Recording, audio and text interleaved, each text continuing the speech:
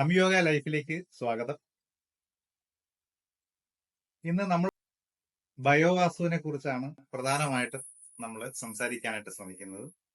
ബയോവാസ്തു എന്നാൽ എന്താണെന്ന് നിങ്ങൾക്ക് ഒരുപക്ഷെ കേൾക്കാൻ കൂടുതൽ താല്പര്യം ഉണ്ടായിരിക്കും. ഇത് വർഷങ്ങളായിട്ട് നമ്മൾ ചെയ്യുന്നത് കൊണ്ട് കുറെ പേർക്കൊക്കെ അറിയാമായിരിക്കും. എന്നിരുന്നാൽ തന്നെയും ബയോവാസ്തു എന്താണെന്ന് ഒരിക്കൽ കൂടി പറയാം. ബയോവാസ്തു എന്ന് പറഞ്ഞു കഴിഞ്ഞാൽ പ്രപഞ്ച ജീവശക്തി, യൂണിവേഴ്സൽ ലൈഫ് ഫോഴ്സ് എനർജിയെ നമ്മളുടെ ഇഷ്ടമനുസരിച്ച് നമുക്ക് കൊണ്ടുവന്ന് ഉപയോഗിക്കാൻ പറ്റുന്ന അവസ്ഥയാണ്. ഇതിനു വേണ്ടി ഒരാളെ തയ്യാറാക്കാൻ വേണ്ടി നമുക്ക് ഒരു 21 ദിവസത്തെ ഗ്യാപ്പ് മതി. ഏത് ഗ്രഹനാഥനോ ഗ്രഹനായികയ്ക്കോ കുട്ടികൾക്കോ ആർക്ക് വേണമെങ്കിലും ഇങ്ങനെ ഒരാളായി മാറാം. അതാണ് ഇതിന്റെ പ്രത്യേകത. അവർക്ക് ജീവിതത്തില് അവർക്ക് ഇതിന് മാത്രമല്ല, വാസ്തു ക്ലിയർ ആക്കാൻ മാത്രമല്ല, അവരുടെ ജീവിതത്തിലെ സമൂലമായ മാറ്റങ്ങൾക്ക് യഥാർത്ഥത്തിൽ ഈ ബയോവാസ്തുവിനെ ഉപയോഗിക്കാൻ പറ്റും. അതിനുവേണ്ടി പ്രപഞ്ച ജീവശക്തിയെ ആവാഹിക്കാനുള്ള കഴിവ്, സാധാരണ മനുഷ്യർക്ക് എല്ലാവർക്കും ഈ കഴിവുണ്ട്, പക്ഷെ പ്രത്യേകമായിട്ട് ആവാഹിക്കാനുള്ള കഴിവില്ല. അങ്ങനെ പ്രപഞ്ച ജീവശക്തി അവരിലൂടെ പ്രയോഗിക്കുന്നത് കൊണ്ടാണ് അവർ ജീവിച്ചിരിക്കുന്നത് തന്നെ. പ്രപഞ്ച ജീവശക്തി എപ്പോഴും അവരിലേക്ക് കടക്കുന്നത് നിർത്തുന്നുവോ അപ്പോഴ് അവർക്ക് പ്രശ്നമുണ്ടാവും, പിന്നെ ജീവിതവും അങ്ങോട്ടില്ല. ഇത് നമ്മളൊരു സിംഗിൾ ഫേസിൽ നിന്ന് 3 ഫേസിലേക്ക് കിടക്കുന്ന പോലാണ്. ഇഷ്ടം ഉള്ളപ്പോ നമുക്ക് ഒരു ലൈനിൽ നിന്ന് മാത്രമല്ല, പല ലൈനിലൂടെ നമുക്ക് എനർജി ആവാഹിക്കാൻ പറ്റും.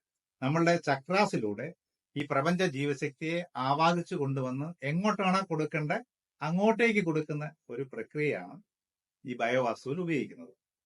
അത് നമുക്ക് ദിവസവും ഒരു ദിവസം ഒരു 15 മിനിറ്റോ 20 മിനിറ്റോ നമ്മൾ ഉപയോഗിക്കുകയാണെന്നുണ്ടെങ്കിൽ നമ്മൾ ഏത് വാസ്തുദോഷമുള്ള സ്ഥലവും നമുക്ക് ദോഷമില്ലാത്തതാക്കി നമുക്ക് അനുകൂലമാക്കി മാറ്റാം. നമ്മളിപ്പോ ഒരു സ്ഥലത്ത് എൻ്റർ ചെയ്യുകയാണെങ്കിൽ നെഗറ്റീവ് ആണെന്ന് ബോധ്യപ്പെട്ടാൽ ഇത് പഠിച്ചിരിക്കുന്ന ഒരു വ്യക്തിയെ സംബന്ധിച്ചോളം അവർക്ക് അതിനെ പോസിറ്റീവ് ആക്കി മാറ്റാൻ പറ്റും.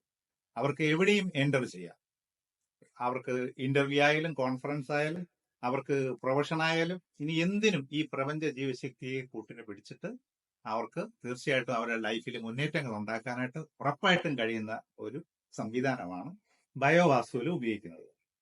അപ്പൊ അത് എങ്ങനെ ഉപയോഗിക്കണം എന്നുള്ളതാണ് നമ്മൾ ഒരു ദിവസം ഇതിന്റെ ക്ലാസ് ഉണ്ടാവും. അത് കഴിഞ്ഞു കഴിഞ്ഞാൽ ഒരു 21ാമത്തെ ദിവസം നമുക്ക് വീണ്ടും അടുത്തൊരു ക്ലാസ്സിലൂടെ ഇതിന്റെ ശരിയായ രീതിയിൽ ഇത് ഉപയോഗിക്കാൻ പറ്റുന്ന ഒരാളായിട്ട് മാറാൻ പറ്റും. ഈ ഊർജവിദ്യ ഉപയോഗിക്കാനായിട്ട്, ഈ യൂണിവേഴ്സൽ ലൈഫ് ഫോഴ്സ് എനർജിയെ വേണ്ട രീതിയിൽ ഉപയോഗിക്കാനായിട്ട് നമുക്ക് ശീലമായി കഴിയും.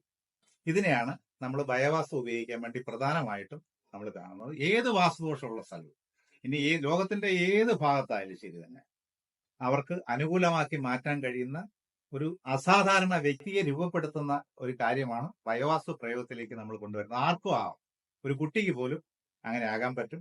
അതുകൊണ്ട് ഇതിനെ കുറച്ച് കാണണ്ട, ഒരു കുട്ടിക്ക് പോലും ചെയ്യാൻ പറ്റുമെന്ന് പറയുന്നുണ്ട്. കാരണം അത്ര സിമ്പിൾ ആണ് ഇത്. അവർക്ക് വെറുതെ പ്രത്യേകിച്ച് അഭ്യാസങ്ങളൊന്നുമില്ല.